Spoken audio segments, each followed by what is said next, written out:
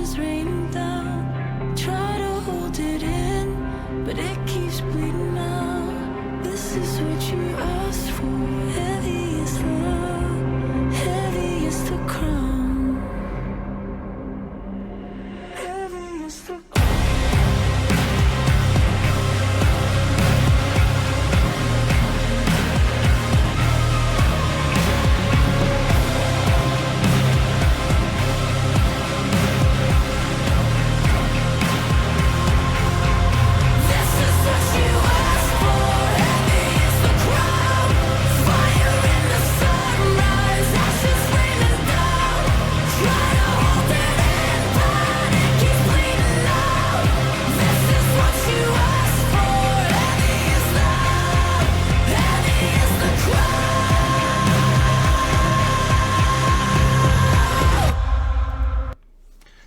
Hello everyone, my name is Sarafi and I'm happy to meet you all. And joining me today is Khrome, the Crystal Beast Guru. Hello there. And Thunder Marisol, the Rocket Guru, and first time on my channel as a voice. Hello. Hello.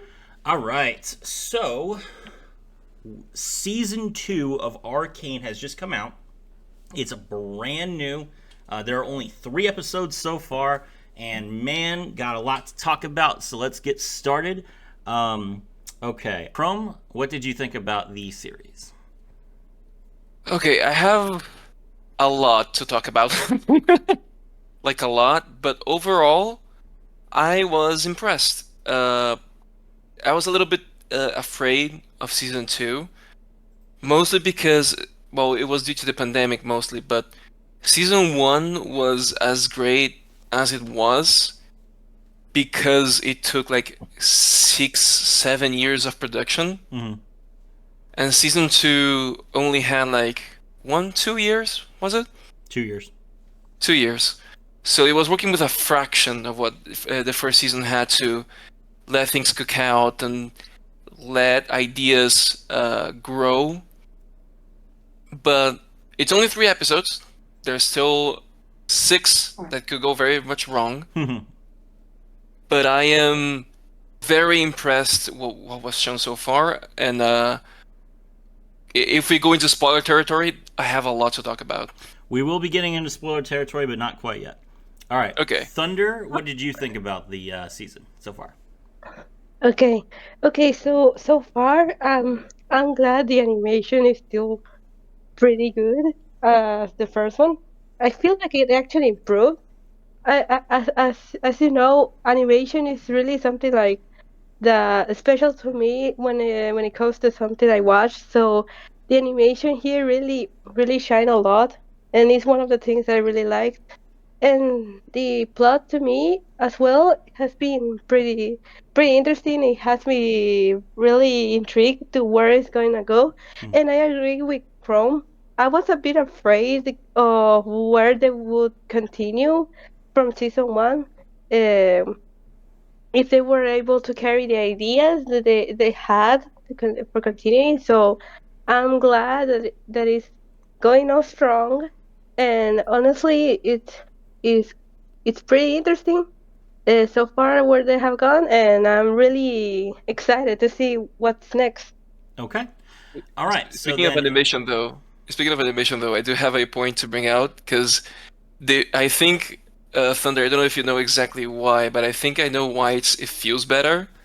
It's because they fixed my only gripe with the animation of season 1, where everything was moving at like 24 or 30 frames per second, and the hand-drawn would be like 12 frames per second, something like that.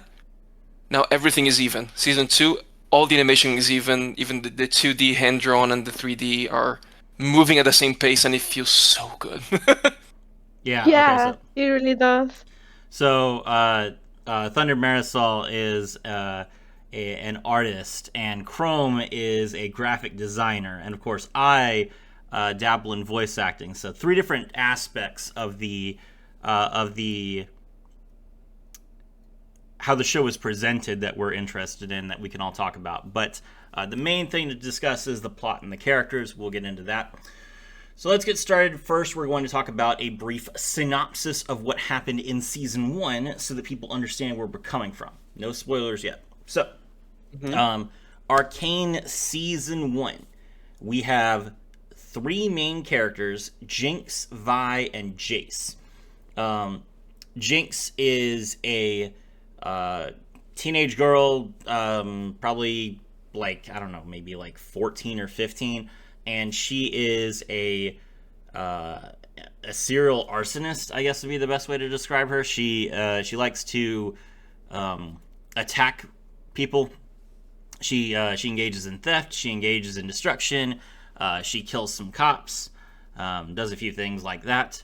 She is a crackshot marksman and dabbles in creating explosives. Then you have Vi. Vi is Jinx's older sister. She is probably about 17 or 18 at this point. And she is a poor individual, grew up with no parents, grew up in the slums, basically had to steal and fight to make ends meet, and has been in jail for several years because of an explosion that happened that she is blamed for. And then lastly, we have Jace. Jace is, I think it's stated explicitly that he's 24 at the start of the series, and that probably makes him about, I think, 27 after the time skip. He is an inventor, and he is attempting to master what he calls the Arcane, which is manufactured magic. Very interesting idea. If you could make magic, which is, a lot of people consider technology to be some sort of manufactured magic, but technology follows a very specific set of rules and restrictions. Magic can do that, and oftentimes it does, but that's only our perception of what magic could be and what it is. Magic obviously doesn't actually exist. So theoretically, magic could have no restrictions, no drawbacks, nothing. And that is what Arcane Season 1 was all about, the possibilities of what he calls hex tech. But now, in Season 2, we're getting into potentially the cost of hex tech, which I was not expecting. That's really interesting. Additionally, there are a couple of other characters we need to talk about. Victor is the assistant type character to Jace. He is much more reckless than Jace is. Jace is concerned about the impacts of hex tech, whereas Victor believes that hex tech can be a tool for improving people's lives and wants to develop it and release it as fast as possible. Heimerdinger is the opposite. Heimerdinger is conservative. Heimerdinger is worried about the impact of hex tech on people and wants to do as much testing and troubleshooting as possible before giving it to anyone else. And then there's Madeira, who is Jace's love interest, and she's a counselor. And Silco, who is Jinx's boss and a dangerous thug who gets killed at the end of Season 1. Okay. So, there you go. The main plot of Arcane is that there's 2 regions, Piltover and Zaun, Piltover at the top, region Zaun at the bottom, and Zaun is full of people who are taking this drug called Shimmer. A lot of them have been impacted negatively and physically deformed because of Shiver consumption, and they say that they take Shiver specifically so that they can feel powerful. So it's some kind of physical enhancement that also gives euphoria, and has left a lot of people deformed and scarred and grotesque. And then you have Silco trying to basically organize a revolution against the surface, and he's unsuccessful. He is killed by Jinx, and then Jinx actually attacks the council with a massive rocket, which in League of Legends is called the Super Mega Death Rocket, and blows the entire council up. That is the very last frame of Season 1. And then we pick up where we left off. So, okay. Episode 1. Now we get into spoiler territory. Do not watch any further if you do not want any spoilers. But Episode 1, the entire council building explodes. I don't remember why Victor was there.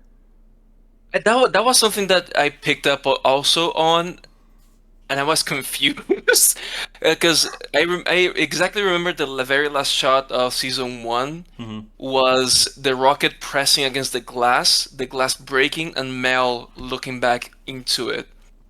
Yeah. So I was very much expecting her to die. It was good to see that she didn't. But I forgot Victor was there. Were they presenting something about Hextech? I don't remember. It's been 2 years. That probably warning Jace or something. I also was confused to see Victor there.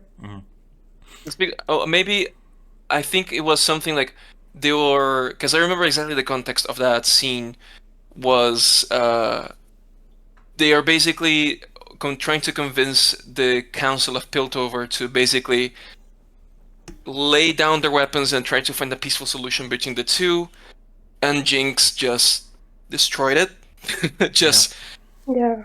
made sure that a peaceful solution is no longer possible. Basically. And that's really what the first 3 episodes are about. They're about peace breaking down entirely. Now, I disagree a bit, but I'm going to talk about it when we get to episode 3. okay, fair. All right. Now, the explosion happens. Victor is badly wounded. Victor is just like, he's on death's door. Caitlyn's mother is killed outright. And I believe one other counselor is killed that we don't care about. 2 other counselors. Two other counselors are killed that we don't care about. Okay. The boss and the robot. The boss, the best scene I remember of him wasn't a scene of him, it was a scene of Mel, where she bought a child's puzzle That's right. that was supposed to be easy, and gave it to him so he would feel smart. She's basically showing that how she's playing everyone in the council at that point of the story. Yep. Yeah, and then the robot was someone that Jace had to convince to become a counselor. Yeah, so those 2 are dead. And then Caitlyn's mother is dead, which is a huge plot point. That's way more important. And then Victor is on death's door. So at that point, Ambessa immediately takes control of the situation.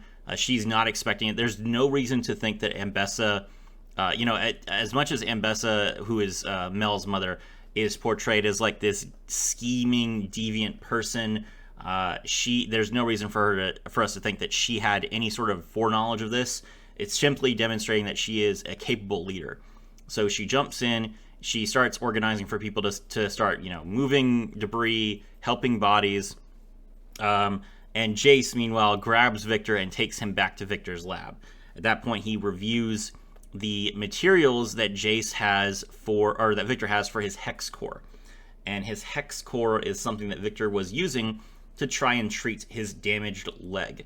But however, in season 1, Victor was trying to improve the hex core, and it swallowed his assistant Sky whole.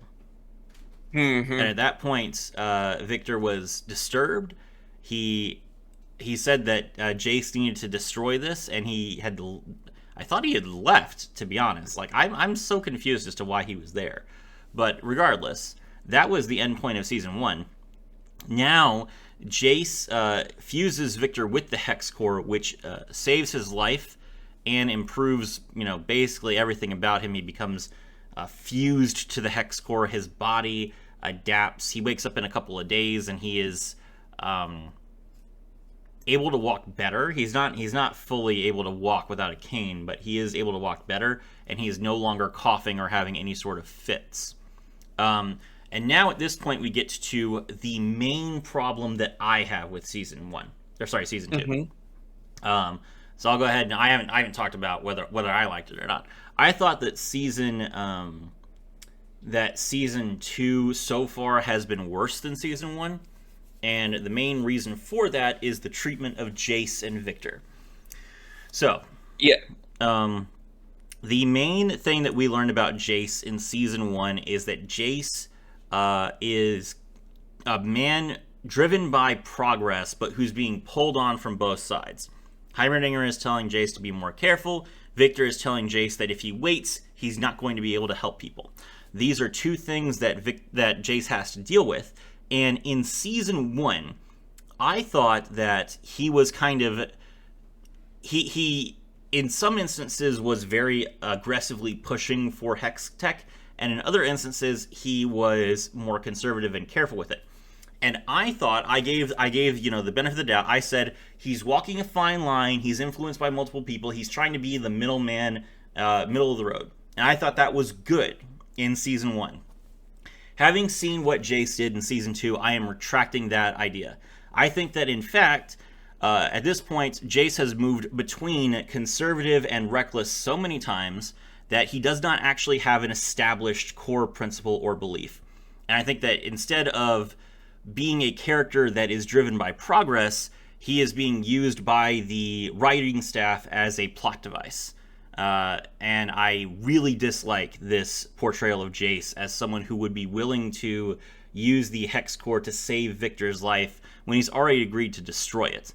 Especially afterwards, when Jace says that the Hex Core saved his life, he's excited about it, he's happy about it. This is completely antithetical to anything that Jace did in the middle of Season 1.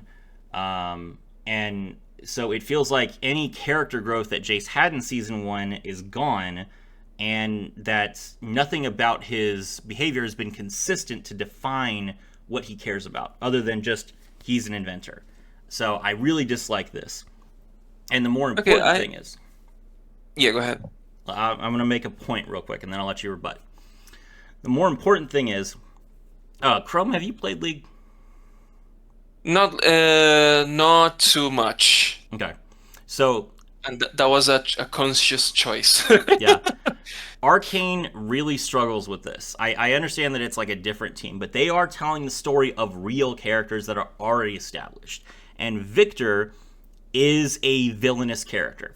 They can't write around that. There are many ways that you could make Victor a sympathetic villain. He's very easy to make a sympathetic villain. A character who has been afflicted by a terrible condition, who sees the weakness of flesh and decides that he's going to become a transhumanist and push for the mechanization of humanity. This is something that is... the problem with it is you can't make Victor not a villain. He is an extremist. He is a very extreme transhumanist. And to be fair, transhumanism is an idea that means something completely different now than in 2009 when Victor was first created. But regardless, he is an extremist. And by definition, extremists are people that the majority of people do not agree with. You are not going to find the majority of people who watch Arcane or who, exist in real life are going to agree that you should just roboticize your entire body to make up for the faults of human flesh and bone. That's ridiculous. So this is something that people can understand. It's something that people can sympathize with, but it's not something that will ever be heroic in any way. So Victor is a villainous character, and he is portrayed as a villainous character in League of Legends. But in Runeterra, now they have done something very bad, which is they've taken away Victor's agency. And this was the same thing that I complained about in my Season 1 review, with them taking away Jinx's agency. I thought that Jinx, her first kill being an accident and scarring her and traumatizing her and making it so that she, never really liked killing to begin with, and she was instead like just torn between two, she's traumatized. That is not how I see Jinx, and that's not how Jinx is portrayed in League of Legends. But people, I accept that for Arcane, the portrayal of Jinx in Season 1 has a purpose. It lets them tell a different story, and it lets them tell a story that they think will be more interesting to a larger audience. I can understand that.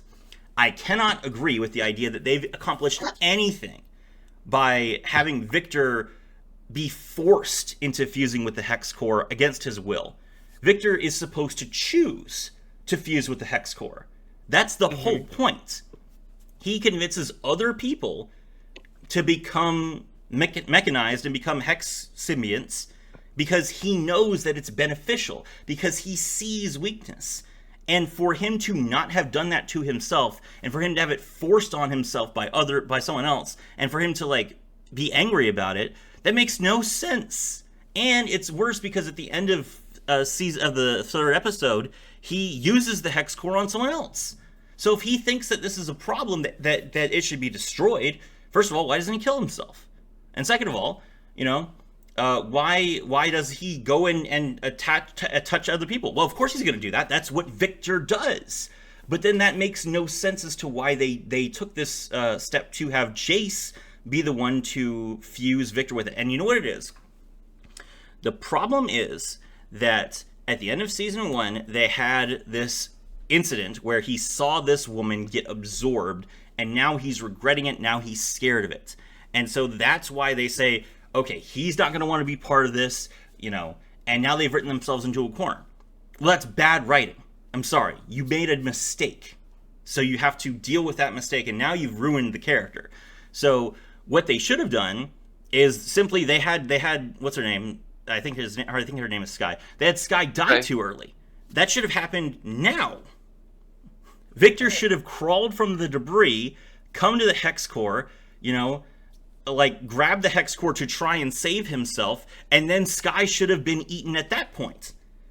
Then you could have the potential confliction, the potential character development and growth, that sort of thing, while also having the character have agency. But since you did it in the wrong order, now the character doesn't want to fuse with the hex core, which is completely antithetical to his character and the actions he takes later in the episode. And also, there's no benefit to it. There's no benefit, there was a benefit to Jinx because you could tell a different story. But with Victor, there's no benefit to telling the story of a man who was forced to become a symbiote. Because again, the solution to that, the solution to I should have died, that's what he said. I was supposed to die. If he genuinely believed that, if he genuinely was scarred by Sky dying, he would have killed himself. 100%. No reason not to. He already was a suffering, sickly individual. He was already considering ending his own life before he figured out about the hex core because he had no future to look forward to. And now he has the guilt of someone dying. And he adds on to that survivor's guilt. If you want to talk about trauma, Victor has been traumatized by the events of season 1. If he genuinely thought there was no use for hex core and that he should not have survived the blast, then he has agency. He could take a knife, stab into his throat, and it'd be over. And instead he goes and he touches someone else and inflicts the hex core on them without their consent. So, okay, there you go. That's my thoughts. Khrome, go ahead. Yeah, basically, I do agree. Okay, for those listening as well. Like I said before, I do not play League. I know very little of what I know from the lore is what I watched from Arcane, and the little digging I did after season 1 because I was very interested about what was shown. I had some problems with League of Legends lore, which I'm not going here because we will be here all day. But the main point is I agree that Victor and Jace were the weakest part of these 3 episodes, but for different reasons. First off, the core idea of Arcane, both season 1 and what's going on in season 2, is the divide between Piltover and Zaun. Mm-hmm. How it's a systematic problem that causes oppression, that causes division, that causes people to be born without any prospects for a better life, and that causes people to be discriminated, causes people to be pushed around and be treated as objects. Even, I don't think it's episode 1, but it's episode 2, where we hear a recording of Caitlyn's mother saying the people of Zaun have the right to breathe. The fact that has to be stated speaks volumes to what Piltover and Zaun have been going through all these years. The main issue is, at first, Jace and Victor played into that. Because Victor had an insecurity about being from Zaun. He's someone from Zaun that grew into Piltover for being very smart. but he's also very frail physically. And then you have Jace, who grew in privilege, grew in Piltover, and then physically is the buffest character in the show, barring V. Barring Vi, sorry. So there was that divide, that tension growing between them. That is a tension that is growing in between every single relationship of the characters. It's the tension that tears apart Jinx and Vi, that tears apart Caitlyn and Vi. It is inescapable. In season 2, they had to turn Victor into a villain. Like you said, like the problem with Victor is they have the original character and they have to turn Victor into this villainous counterpart to Jace. The problem is there is no villain in Victor and Jace, there's just tension. So now in season 2, they're in this weird place where there's no tension, or every tension that there is like dissipated unceremoniously. Like Victor just basically says, "I didn't want this," and walks off. Which I agree with you, like it makes very little sense that he wouldn't want this when he was looking into it before. It killed Sky, now he's embedded with this that he hates, which is a good character arc. But it feels like it's leading to Victor being corrupted by the Hex Core, and I really don't like that, because I like it about it when it's about a character making a choice, not being forced by magic to act differently. Yeah. And also, from all the plot points of these first 3 episodes, Victor and Jace got the least amount of screen time. And I mean, like, we got a lot about the Arcane, we got a lot about other stuff surrounding their story, but Victor and Jace get one scene, and it's very short and very weird to look at. Yeah. Knowing their history. So I agree that they are the weakest part of these first 3 episodes. Okay. All right, Thunder Marisol, do you have anything to add? Yeah, I was originally going to say the maybe what they were trying to do with Victor, it was he was going to, like Chrome said, get corrupted by the core. But at the same time, like you said, if they were to do that path, then the problem is that if again Victor gets forced into doing doing something against his will, and he's not having agency. So, I was gonna mention that in order to turn him into a villain, what they wanted to do was start with people that he found, and at the end of episode 3, it was to slowly make them also like him, and like turn into eventually turn into these robot things. And but like you said, it would also be like removing his agency once more. And so like the poor guy, I just being thrown around. It is not being allowed to do his own choices right now. Okay. Thank you. All right. So that's the very first scene. That's what's going on. And then let's talk a little bit about the other characters, since we're talking about the weak and the strong points, the weak points. I will go ahead and I will say that Caitlyn was the best part of season 2 so far. What they've done with Caitlyn has been very impressive. So Caitlyn has to deal with the fact that her mother has been killed, which is that's how do I even describe this? Caitlyn in season 1 was really portrayed as this woman who became a police officer solely to get out of the house.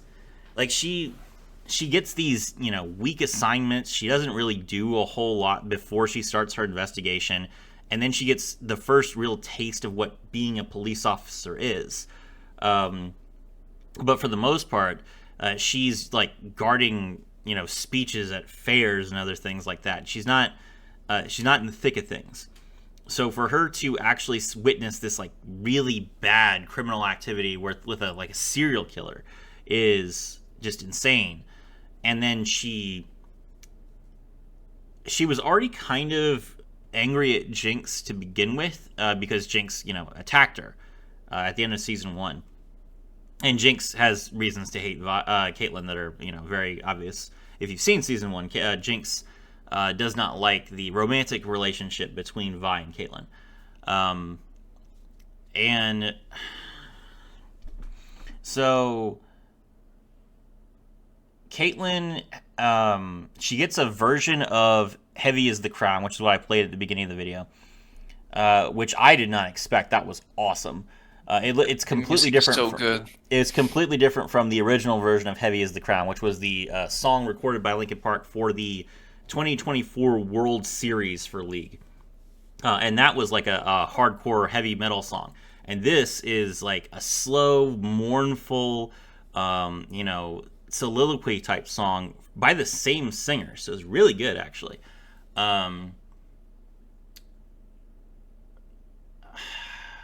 Caitlyn recruits Vi into the Enforcers. Then she goes down into Piltover and Zaun, and she starts destroying everything. She's like pushing people around. She's trying to track down Jinx. She wants Jinx dead. That is what Caitlyn wants. And then there comes a huge point between Vi and Caitlyn where Caitlyn is so willing to kill Jinx that she's willing to shoot Jinx while Jinx, like, there's a child protecting Jinx from Vi. And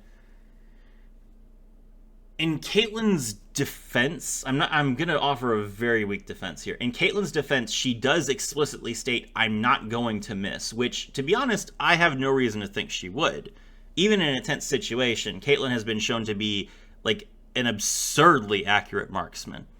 From the very start of when she was holding a gun in season 1, like, she hasn't missed a single shot.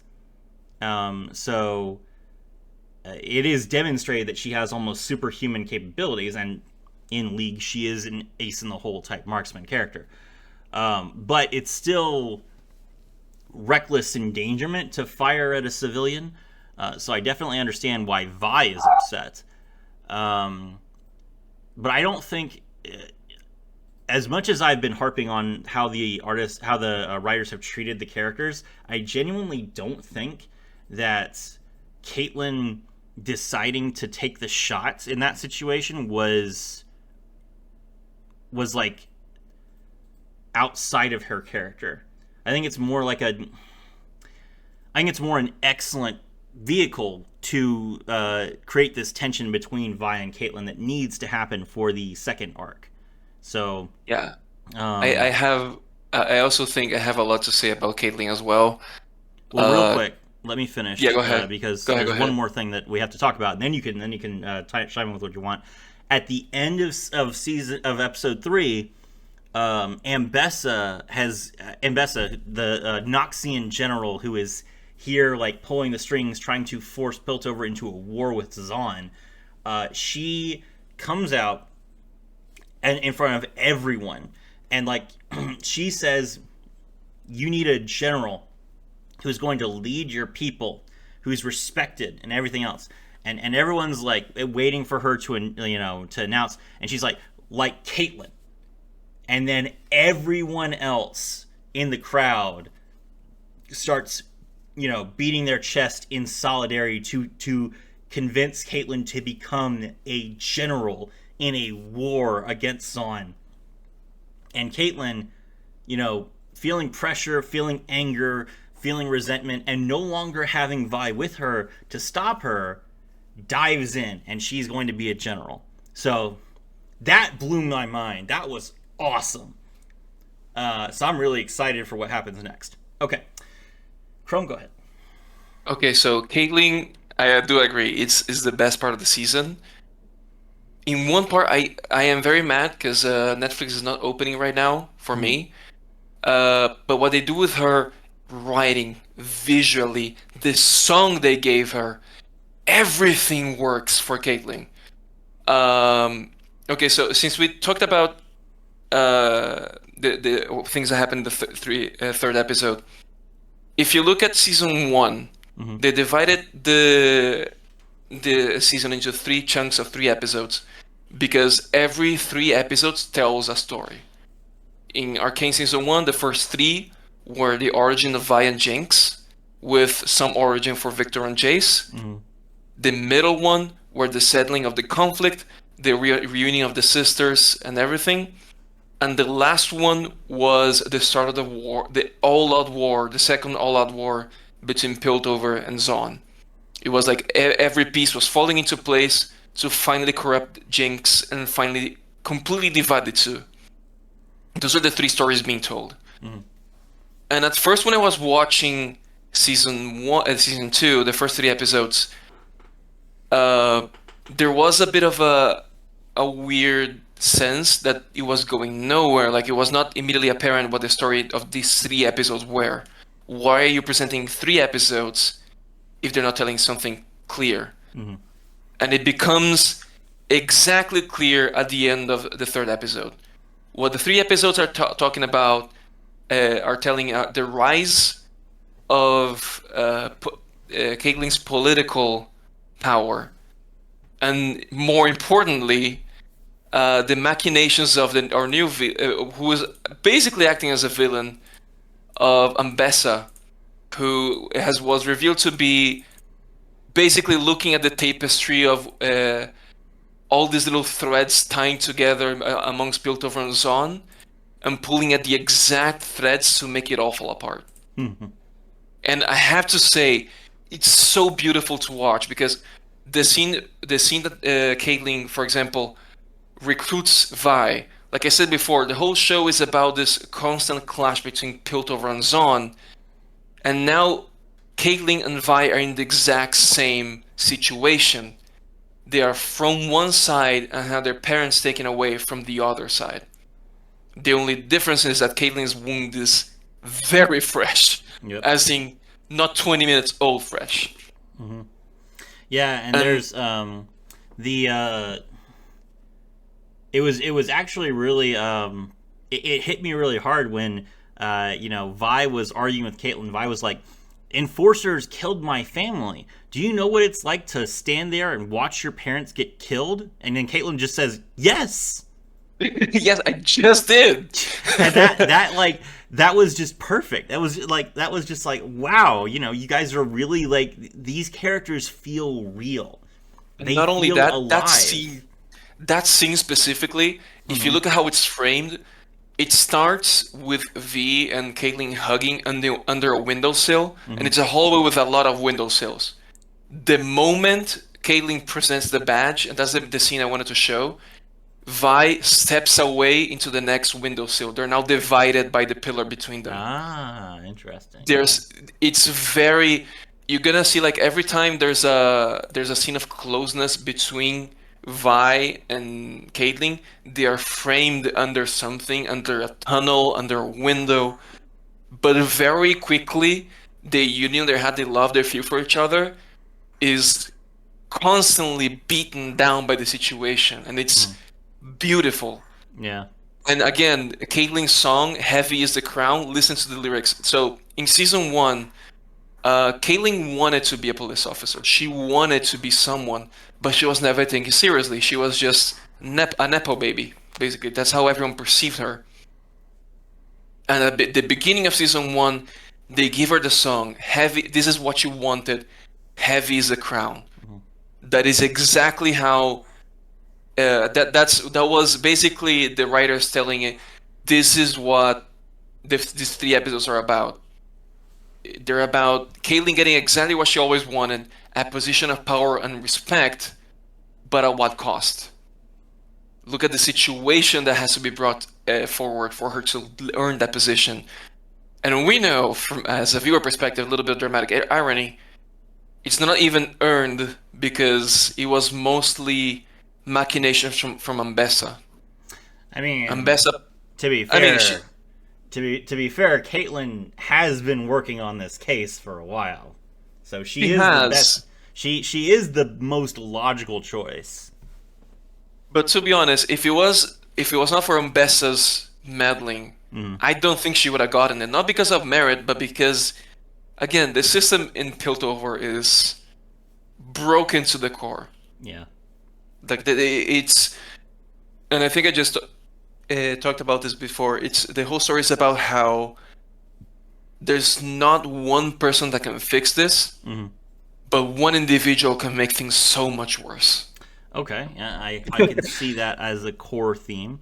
All right, Yeah. Thunder Marisol, what do you think about Caitlyn in this season? Well, I really like how they have been taking her character to like the start. She loses her mother, and you can like also like see how her like her anger, like something like that's how I interpret it myself. Like you can see how her anger to losing her mother. Well, first it starts as sadness for a little bit, and then it turns to like being angry and wanting Vi I don't know Vi to like join her in the whole thing, but feels like extremely hurt because of the her past with her own parents dying because of the importance, and then she got upset and how they part and everything how it falls together. It takes place and like how this descend into the whole thing and eventually and how it climaxes, how it builds up everything, and it builds up into that moment in episode 3 where with the song and like Chrome said it. Sorry, I keep saying that, but it's that like the song with the song heavy is the kind of like that's the thing. You wanted this position, you finally get it, but now now you must pay for that cost for that crown, and was it like really worth it to like not just get there, like having to lose her mother, but also probably having lost the B, or we don't know if they're gonna reconcile, but like it's really good, and I do definitely agree. Caitlyn is definitely the best part of this 3 episodes because we could be gushing for forever, I guess, but it's just so good. Oh, can we really put a parenthesis here? And I'm really glad we finally got a kiss. Ah, yeah.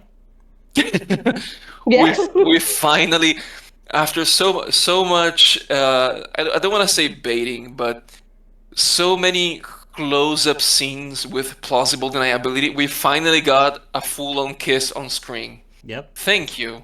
Yeah. I needed that. Fair enough.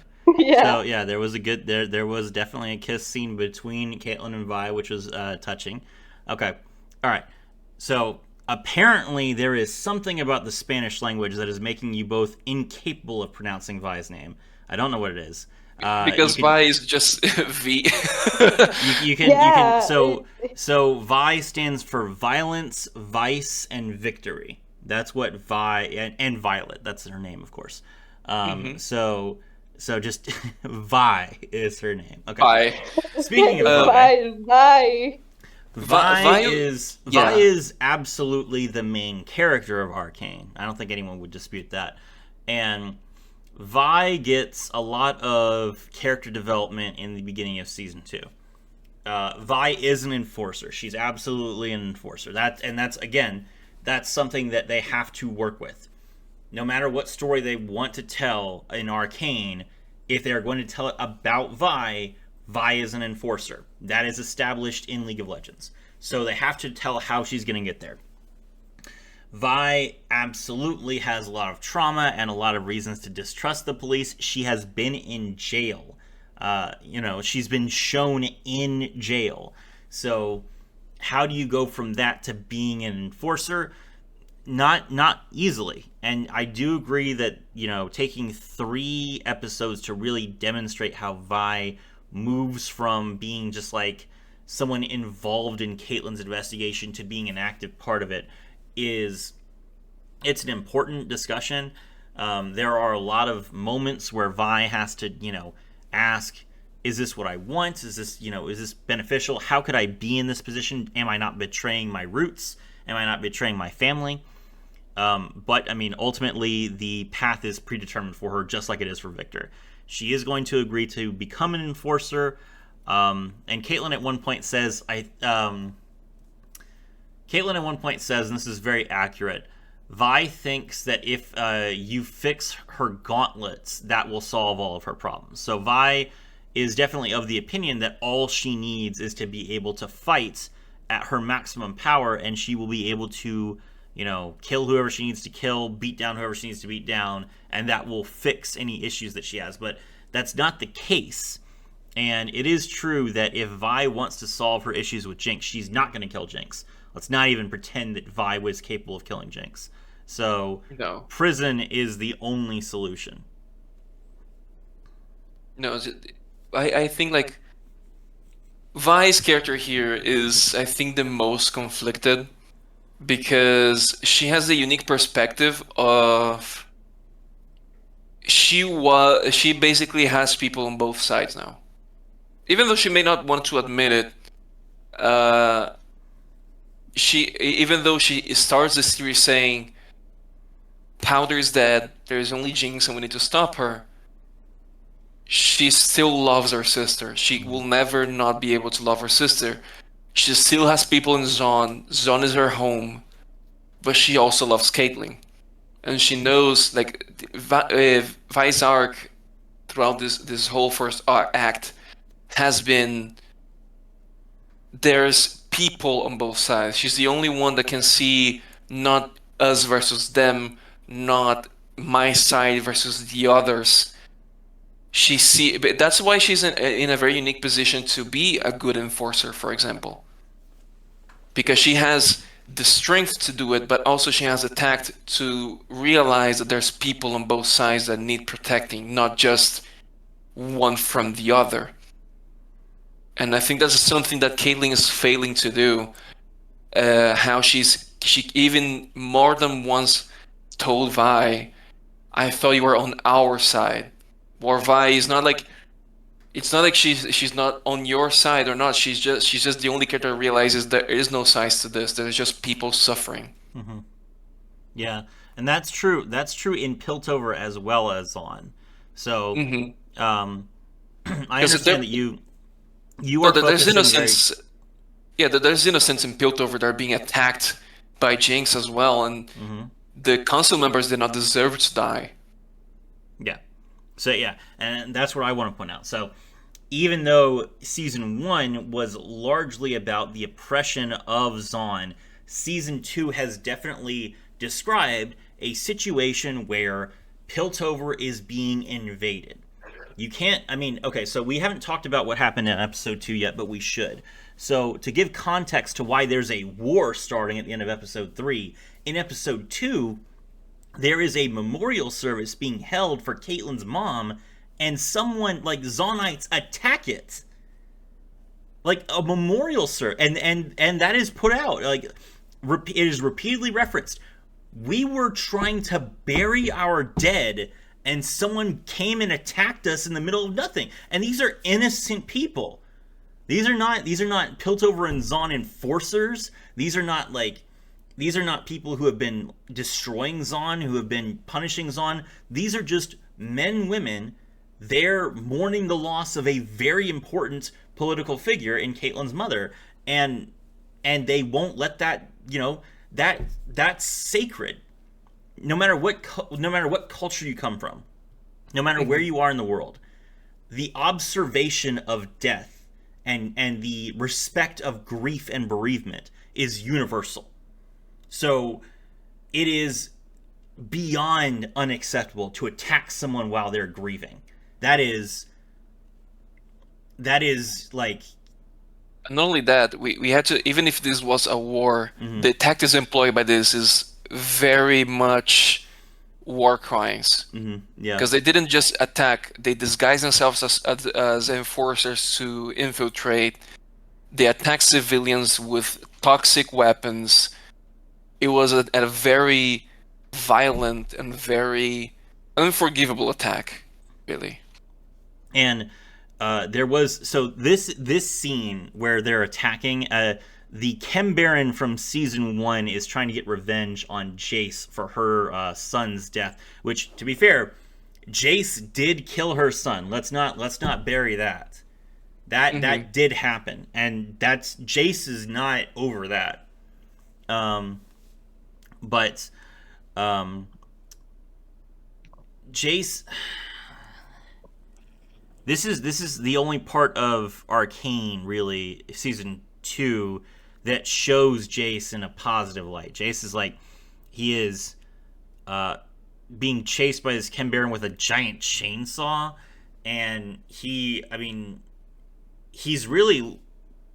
unarmed, he's caught unaware, he's running for his life. Vi shows up, and Vi has his hammer for some reason. I don't know where she got it. I don't know why she has it, but she can't use it. And Jace is the one who has to actually fire it, and then that saves a crowd of people from like this other guy who's like a giant titan in armor. It's just an intense scene of honestly senseless terrorism. Like, Yeah. I hesitated to call the attack on the council terrorism because it's political violence, but it's not.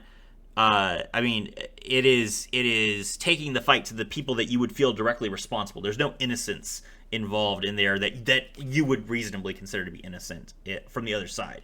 But attacking a ceremony full of civilians who are mourning a loss, that is just flat out, like you said, it's bordering on a war crime. It is absolutely terroristic. So, and here's the thing. That's the question. What do you do with that? How do you go back to a peaceful coexistence between two nations? And the frustrating thing is, like, Silco had it in season 1. He had papers. He had an agreement for an independent Zon. Do you remember that? Do you remember that? I remember. We're only 5 episodes removed from that. And here's the worst part as well, because when the attack first happens, hold on. We are led to. Let me let Thunder talk real quick. No, what? No, I was just saying, like, yeah, the paper that Silco had. What do you think about? So we gotten a little off topic. I haven't let you talk about Vi yet. I don't think. Did I? No, but honestly, I don't really have much to say that was already said. Besides probably one little thing that I can see them trying to push for Vi to become an enforcer in a way to try to somehow fix all of everything, or at least make Caitlyn snap out or something like that, maybe. And that's how they make her into an enforcer, in League. But that's about it, really. That I was just gonna mention that she accepts being an enforcer, but mostly just to help both sides, because Khrome said that she knows both sides, and she might be the key to being able to fix this whole mess. Well, it's not going to be pretty. It's not going to be easy, obviously. But maybe she's the one hope or something, or I don't know. Thank you.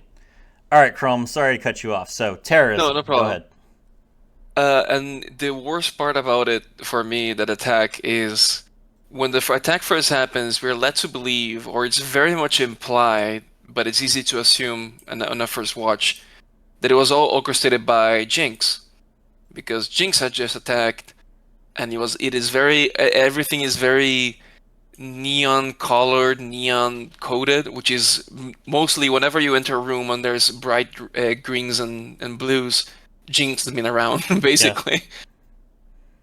Yeah. And at the end, it's revealed that all of this fire that has been brewing hasn't been fed by anyone from Piltover or anyone from Zaun.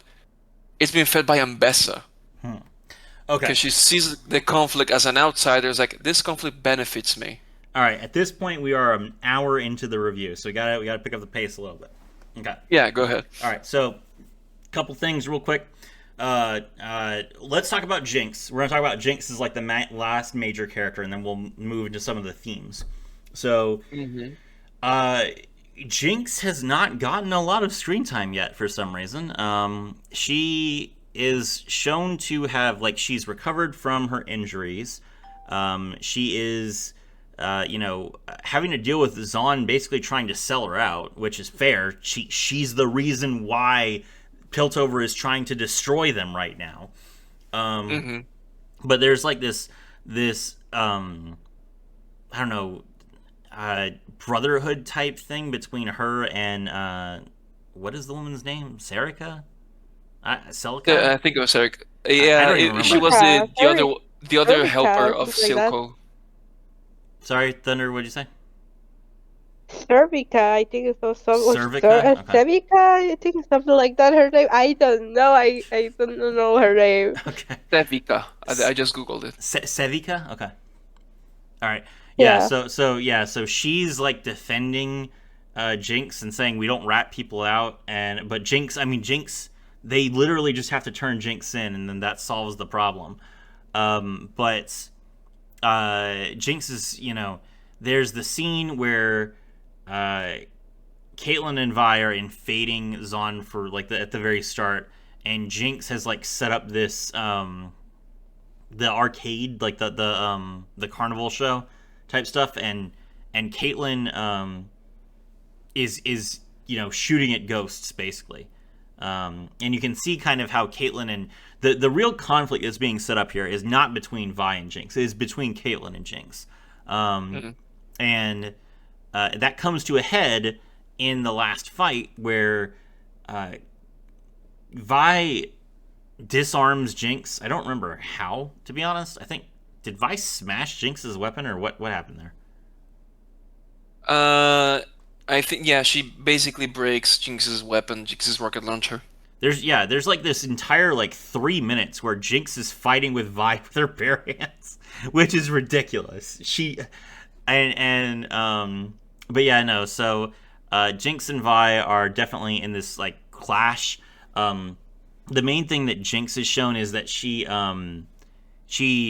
takes this kid Aisha under her wing, and she tries to like keep Aisha safe, and then Aisha repays her by basically throwing herself on top of Jinx's body to stop Vi from finishing her off, and then that makes Vi defend Jinx against Caitlyn, which causes all sorts of problems. Quick aside, is this little kid the Arcane character from the Legends of Runeterra? Is she what? Oh, the Urchin character? Maybe? Possibly. Zonai Urchin? Yeah, you're right. She might actually be Zonai Urchin now that you've brought it up. But yeah, no, she's just, she's just a character. Anyway, so this is, I don't have a lot to say about Jinx. She, based on the trailer that was shown after the 3 episodes, it seems like Jinx is going to be some kind of like Joker type character, like the most recent version of the Joker, where she's like a criminal that inspires other criminals. I don't know. I never pictured Jinx as a leader, so that would be weird if that's what they're going for. But we'll have to see. I'm not going to make any determinations on Jinx right now because I don't feel like she's done enough yet.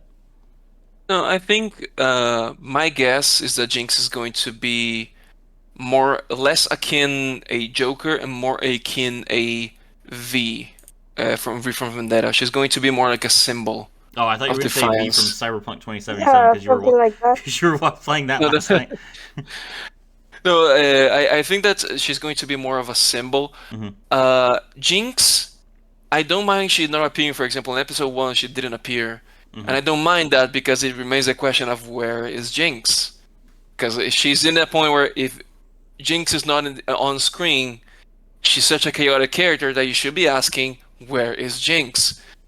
But I do like this angle because I thought that after the end of season 1, she was just going to be cuckoo for Cocoa Puffs and be just crazy. And I really like how she's less crazy and more trouble. Like, even though she's doing these horrible things, because she's not out of, she didn't outwardly attack Piltover in these first 3 episodes, aside from the very end. Mhm. And even that was, as far as we know, is more of like aesthetic attack. It was more act of defiance and less on violence. The thing is, there's one line that I love about Jinx, is when, because at this point, with context, with the end of the series, this exchange becomes even better. When Vi is basically confronting Jinx about the killings in the memorial, but without mentioning it, when she says, "Jinx, you're stepping this low, orphaning kids," and Jinx just takes it as a suggestion because she doesn't know what she's talking about. She didn't kill anyone besides the council members yet. So she just responds with, "Why not? I have done that to myself enough." And that is such a, oh my god, Jinx. Just such a beautiful line, because like, you think about it in her past, she killed, from her point of view, she killed both her father figures so far. Yep. She keeps orphaning herself, and she's like, okay, you know what? Why not orphan more people? I just did it to myself twice. Yeah. Yeah, and my favorite line of Jinx's this season has been, "I never thought my sister would turn blue," which was really That good. too. that and also when she's pinned under V, like, it had to be you. Yeah. Yeah, that was Not not Yeah. not in defiance, just like acceptance. Like, yes, this by your hand is how I want to go. Yeah, exactly. It had to be you. All right. Thunder Marisol, what did you think about Jinx this season? Honestly, I actually consider Jinx like being one of the main characters in season one, and in season two, like now we are like shifting a bit of the focus. Like for example, Caitlyn. So so I really don't mind seeing like a bit less of her right now. I do expect to see more of her later on, of course, because like I said, she's like one of the main teams of Arcane. So there's no way that they have to like lower her screen time. They can definitely give her more, especially if they're like not giving her that much right now. And I really intrigued to where she's going. Like I remember the scene where she was in the water with Silco and all of that, and then the little kid. I actually interpret like the little kid that she has with her, like something like was like a reflection of herself, when she was like little with Vi and all of that. And then the scene when they're fighting um with B and Kaylin, I think, in the underground. Mm-hmm. With the when she has like the gun in order to attack, but she is not like able to because it's so scared. Well, I don't know if it's a girl, the little kid, but well, yeah, well, you get the point. But basically, like at first like a little reflection of what she was and how she shaped it into like, yeah, you're going to have to kill this person as well if I cannot, and stuff like that. And I find that really interesting, and I really intrigued where they decide to take this. And also how when she was trying to protect Jinx, how um, Vi was telling Kaylee to not shoot, and instead Jinx loses her finger. But Yeah, yeah. it also like I forgot that it Jinx like lost a finger. That's a good point. yeah, and like I feel like Vi felt something with her within her, like as if like she was reminded of something in the past. And that's what that scene alone really I really liked it, mostly because of like the possible symbolism there might be there, and I'm really intrigued where they take it with that. Okay. Yeah, I do. I didn't read that into the encounter, and it's such a cool way to read it. Like when the little kid gets in between Vi and Jinx, is not just a little kid. Oh, I shouldn't kill it. You could also read it as this is powder. Yeah, If you kill exactly. Jinx, you kill powder as well. Okay. It's a Yeah, very beautiful way to see it. I didn't read it as that, and that is so good. Yeah, that's an yeah. interesting interpretation. That's why I really like that too, mostly because of that possible interpretation, and why I'm really intrigued to where they decide to take it. All I right. do have a final question though, because this is something I had problems with, but I want to see your take because it might be different from mine, Serafi. What do you think of the end of episode uh, little snippets we've been getting of the Wolf Man? Oh, Warwick. Yeah. I have nothing to say about Warwick. They have not introduced him properly yet, so we'll see. Um, they have put in some new lore for Warwick in Legends of Runeterra, which describes basically that Zon, Piltover and Zon found him in the underground, and he starts killing enforcers.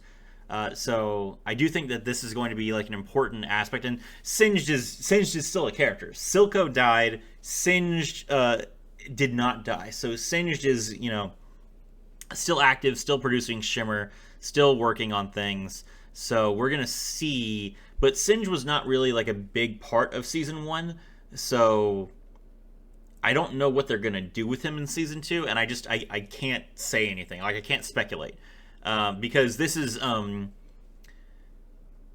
like a completely unique take on Warwick, and I just don't have enough of a background to guess one way or the other. But Yeah. I'm gonna go ahead and I'm I, gonna talk about the other major thing that you guys have nothing to do. Like this next part is not gonna be me saying something and then you guys responding. You guys have no idea what's going on, so I'm just gonna go ahead and talk. And that is the assassination scene with Ambessa and Amara.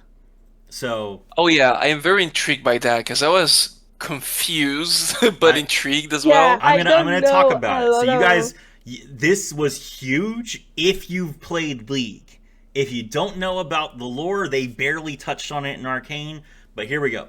So Ambessa and Mel are from a region of the world called Noxus, and Noxus is an imperial superpower.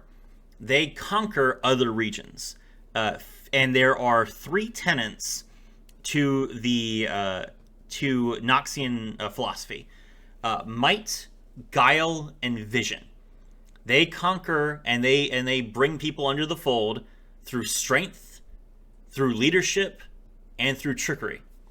And you can see all 3 represented very well in Ambessa's character. She is a very physically imposing woman.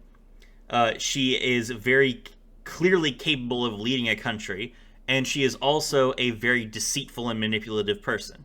But it's important, and you see it with Mel too, except for the might part. But with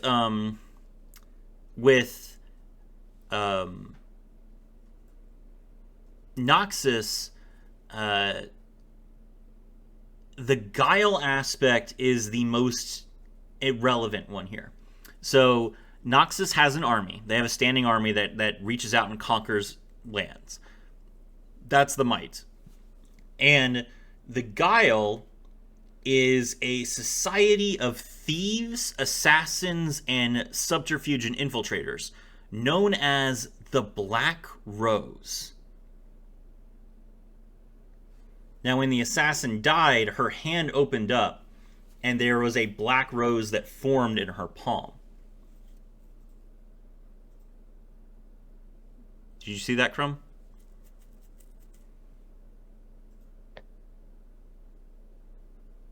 Khrome? Sorry. My mic acted up. Yeah, I saw that. I was really confused about it, but it's such beautiful imagery, and the thing that it tied to that I think was most prominent is there has been a lot of pedal imagery around when people remember death. It's not recently. got anything to do with that. It is literally just like them saying this person is associated with the Black Rose without them saying Black Rose out loud. It has nothing to do with the rest of Arcane. So, Okay. the Black Rose is primarily featured by a champion in Legends of Runeterra and League of Legends called LeBlanc. And LeBlanc is a LeBlanc is an assassin who can create clones of herself. And the clones of herself are free thinking. So what LeBlanc does is she assassinates important people and then leaves a clone of herself behind that disguises themselves as that person. And that is the Black Rose. The Black Rose is a society of clones that assassinate and impersonate other people. Oh, okay. Oh, that is going to make things very complicated. This is not good. I did not expect the Black Rose to be involved in a Piltover and Zonian story at all. This is... And now that made me very scared for Mel, because the last thing we saw of her was she being taken by the same... Oh yeah, no, crazy Mel effect. is 100% dead. There's no getting out of this. Yeah, I remember like seeing like posts in other social medias of people freaking out, and I was like, "What's going on? What happened?" And they were like mentioning about something about LeBlanc. I have like no idea what they meant, but now that thing about the clone changes everything. Oh yeah, because that now there's possibility that anybody could just be a clone of the Black Rose or something like that. But like, even if not, that's still scary. It is. That's very scary. And Khrome, here's how bad it is. None of the clones of LeBlanc know if they're the real one. LeBlanc has copied herself so many times, and her clones have killed each other so many times that they don't remember which one is the original anymore. That makes for... Oh my god, that is... Now that it also explains Ambessa's reaction of like... as soon as the Black Rose is shown in front of her, oh no, we need to move this quickly. Right now, because things are only gonna get worse. No, Ambessa is not. That should be very clear. I'm gonna make this as clear as I can. Ambessa is a powerful Noxian warrior with a guardian who seems to have some sort of anti-magic lance. That's what Rictus was using when he fought against LeBlanc. And still, there is like... Ambessa is not even a factor compared to LeBlanc. They're both technically champions in Legends of Runeterra and in League of Legends now. But Ambessa was just introduced. There is so much lore about LeBlanc. There is so much here. LeBlanc is just as much of a threat as Victor, if not more. So LeBlanc getting involved is like... I was worried about Singe, to be honest. I was thinking that Singe was going to be the big problem in this season. No. Warwick is violent. Ambessa is cunning. And Singed is intelligent. LeBlanc is dangerous. LeBlanc is... Her catchphrase is, I am everywhere, I am everyone. She is a literal army. There is nothing you can do when anyone around you could be an assassin. It is just like, now that the Black Rose is involved, the entire rest of the season is going to be about this. And it is not good, because the Black Rose is basically there just to mess with Ambessa. So Ambessa can't run a war for Caitlyn while she's being assassinated. That's just not good. Like, even if Ambessa survives every attempt, which I'm sure she will, I'm sure Mbessa is going to survive literally every attempt to get on her life. She is still going to be majorly distracted. All of her resources are going to go towards investigation and survival. She is not going to be able to lead the war that she promised Caitlyn at all. This is bad. Yeah, things just got to 100% real quick with that. Mm-hmm. I am now terrified for Mel, and Yeah. of Mel. Oh no, Mel is dead, Yeah. 100%. Like Mel. I'm No, sure I that what don't. they're gonna do is they're going to use all the imagery of her being trapped in this hallway to kind of like portray LeBlanc assuming her personality and taking over her body, and like, you know, because Mel is probably at this point like already Mel's throat's been slit. I already assume so. So I am assuming that what we're actually seeing with this like next step is what's left of Mel's mind being absorbed into the Black Rose so that someone can portray her convincingly. Now I'm thinking of the intro where when Mbessa is sing with a rose, Hmm. and then the next scene shows Mel being surrounded by these little hands grabbing her, and then next scene she appears in Mbessa's position, but some petals like going away. The rose is no longer there. Yep. So Yeah. that's what it was like alluding to. All Yeah, right. and Mel also has a lot of. If I remember correctly, I need to look at the intro again. But uh, one of the images I'm pretty sure is Mel sitting in a couch looking at a black rose next to her. Mm-hmm. Yeah. Yeah. Now the other thing, we have mentioned Echo as many times as he deserves this discussion because Riot has seemingly forgotten that Echo exists. He got basically no screen time at all in season 1, and season 2 has not gone much better for him. But He had a little bit of banter with Heimerdinger is great in this season. Heimerdinger is hilarious. He's funny. He's breaking into his own office and he's taking it super seriously. Code words don't work if you make them up on the spot. Yeah. No, but so I do like that they show that Echo is at least capable with runes and everything. He's very smart because he's not only following up with Jace on the discussion of everything. He's even like surprising Jace like of how much he knows. Yeah. So this is the part where I'm gonna let you talk, Khrome and Thunder, because I'm gonna be honest. You know, I've alluded to it on my channel a little bit, but my head was not in the game when I was watching this, and you know, the violence, the characters, I can follow all that.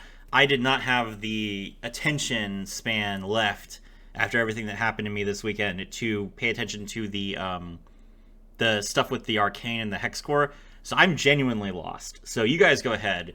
What happened with that weird scene in the fountain and Jace, Heimerdinger, and Echo being like split apart? That was so weird. Visually, it looked great, but I had no idea what was happening. Okay, basically, I don't know. There's no official explanation as of yet. Basically, the only thing that has been explained is Heimdallr says that every time someone uses magic in all of history, there's always a point where it backfires, where something goes wrong, or basically it takes as much as you want it. And at first, it was just like Heimdallr saying, like, I thought that was just people misusing it or using it wrong. But Jace's new theory is that it's a property of the Arcane. Mm-hmm. When you use the magic, it eventually asks for a cost, and it goes haywire from overuse.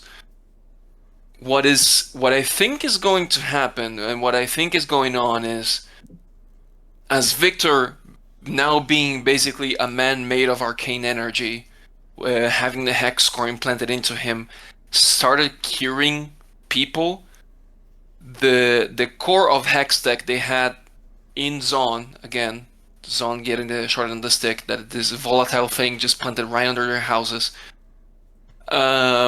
starts to go haywire. And as it does, everything that is made of hex tech starts to basically fade from existence.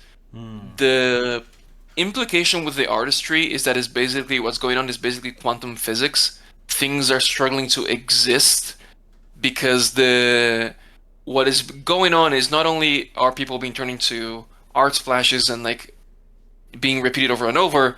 If you watched Interstellar, you're going to recognize the imagery. It's fractal imagery, fractal geometry, Right. which is basically a visual cue to represent quantum physics going haywire sometimes. Basically, a construction of geometry that doesn't have a beginning or an end. The more you zoom in, the more you find, and the more you zoom out, the more you see the patterns repeating. They are like Yeah, go ahead. don't like to be infinite or something like that. Yeah, it's Like you continue zooming and it's more and more and more and more. And it's portrayed beautifully. But as of what is going on and what happened to Jace and everyone at the hex core, it's this core of hex tech more likely. It's very up in the air.